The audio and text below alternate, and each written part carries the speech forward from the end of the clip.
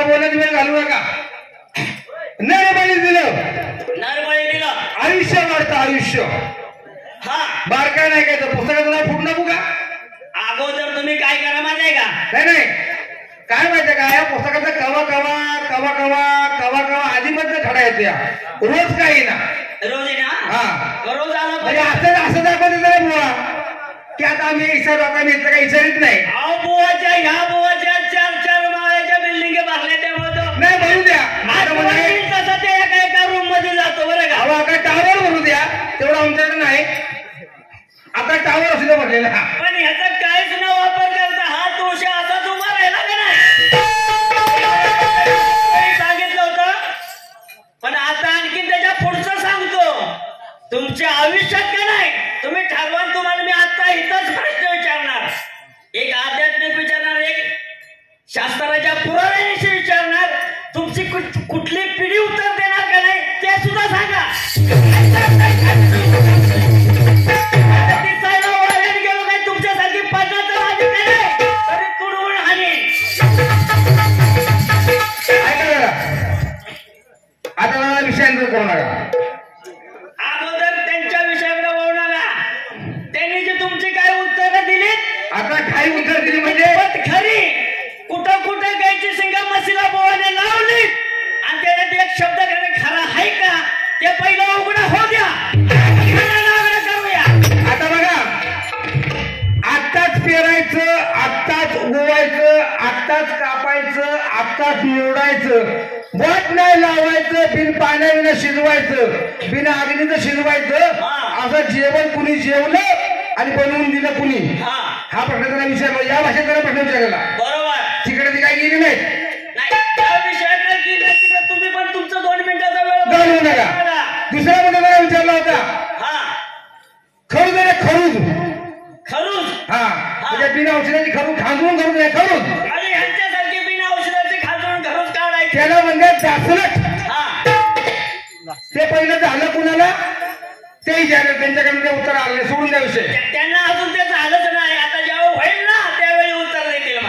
खांदून करून काय म्हणून नाही. तिसऱ्या विषय त्याला शेतात पिकणारं पीक तर नोंदी आपण चौकटी बांधतो काही समजा हातावर घेतो चोळतो आणि जुने झाल्यामध्ये नवीन झाले टाकतो आणि त्याला नवा पण देवाला दाखवतो. ही पहिली परंपरा कुणी केली तरी काय सांगितलं ते शेतकरी आला ते काय सांगताय महाराज तुम्ही. म्हणूनच तुम्हाला सांग इशारा करत होतो जो मुद्दा दिलाय त्याला धरून बोला. गाडवा बिना कारणाचा उकिरडा फुकीत बसू नका. म्हणजे समोरचा कोण 4 शब्द बोलून घ्यायची वेळ येणार नाही तुमच्यावर. म्हणून खोटं बोला. बाहुडा तुम्हाला येत नाही ना. आमच्यासारखे प्रामाणिक वागा. हे तुझ्या प्रश्नाचं उत्तर माझ्या वाचेतून गेलं नाही मी देणारच नाही. फरक काय पडतो नाही फाशी मिळते.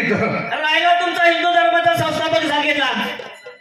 आरान खाता का तुम्ही शान का तुम्ही काय बोलताय त्या शब्दाचा अर्थ कळतो का. त्याला बाहुडा केला तिथं भांडणा पाटण तालुक्यात म्हणून सगळा येणा जमा केला सा.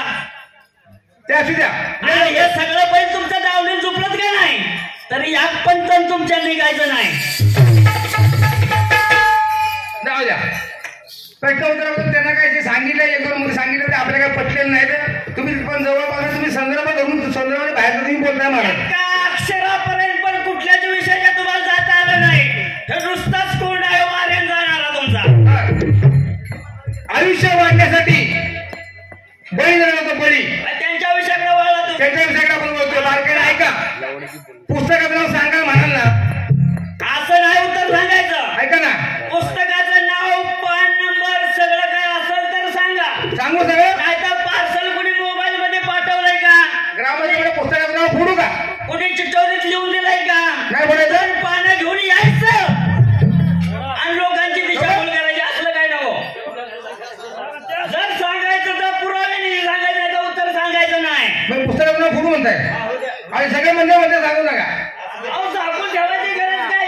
एका पुस्तकाबद्दल सामान नकूया. सामने जाऊ द्या. आपण करू गोळा का पावसाला पडलाय. खंड पहिला गोवा तुम्हाला उत्तर द्यायचं आहे. उत्तर देऊन टाका. फुडवला बरं पुढे चला. काही लगेच बंधन घाललं. बरं ठीक आहे ठीक आहे ठीक आहे ठीक आहे. नावाने उत्तर द्या. माझी अपेक्षा आहे मला तेच पाहिजे. बरं ठीक आहे.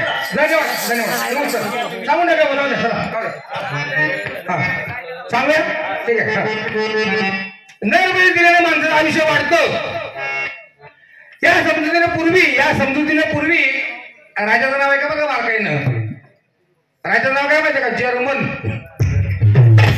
काय राजाचं नाव आहे जर्मन मी देशाचं नाव काय आहे का म्हणजे बाहेर शहराचं नाव जर्मन ऐकलं होतं राजाचं नाव जर्मन नरबळी दिल्याने आयुष्य वाढतं या समजुतीने पूर्वी जर्मन राजा ओडिन राजाचं नाव आहे ओडिन पाठीमागे मारताना म्हणजे शिंदूरवाडीमध्ये आठवतं का मारताना काय माहिती हिंदू धर्माचं प्रतीक कोणतं तर होम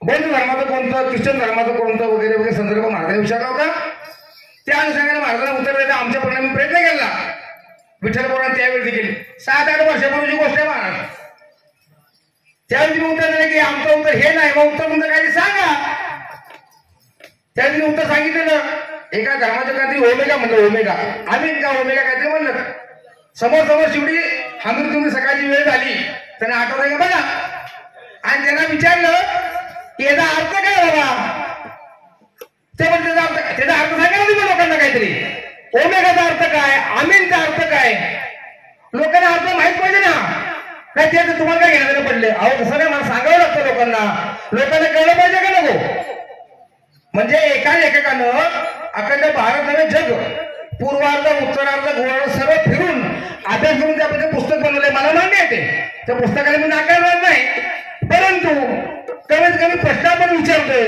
पण ते उत्तर जेव्हा समोर येईल किंवा आपल्याला देणं भाग पडलं त्यावेळेला त्या लोकांना काही पटलं पाहिजे ना की हे प्रश्न पुराणातला आहे कथासारातला आहे 4 वेदातला आहे 11 पुराणातला आहे काहीतरी कळलं पाहिजे का नको त्यांना वाटतं ही सगळी लोक येडी आहेत 15 मिनिट बोलू नका ऐका नरबळी दिल्याने आयुष्य वाढतं या समजुतीने पूर्वी जर्मन राजा ओडिन याने आपले 9 पुत्र बळी दिले बरं का पहिल्यांदा 9 पुत्र बळी दिले आवडला का मध्ये राजा विक्रमाने 11 वेळा आपले मस्तक अर्पण केले हर सिद्धेला प्रसन्न करण्यासाठी बरं का 11 वेळा अर्पण केलेले याचे प्रतीक म्हणून त्या मंदिरात